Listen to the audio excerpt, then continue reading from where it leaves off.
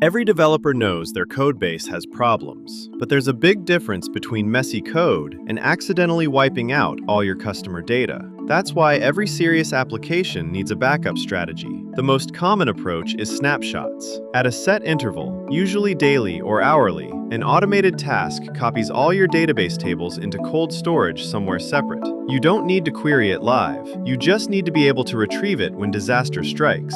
Here's the problem. If you take daily snapshots and something goes wrong at 11 p.m., you've lost an entire day of data. Hourly snapshots reduce that window, but you still lose up to an hour. For a lot of small companies, that's acceptable, but it depends entirely on what kind of data you're storing. If you can't afford to lose any data, you need point-in-time recovery. Instead of periodic snapshots, every single change is logged in real time to a separate location. It's an append-only log. Deletes and updates don't remove old data, they just record the new state alongside the old one. The good news is most industry-standard managed databases already have this built in. You don't need to build it from scratch. You just need to make sure it's enabled and you're paying for it. And the most important thing, test your backups regularly.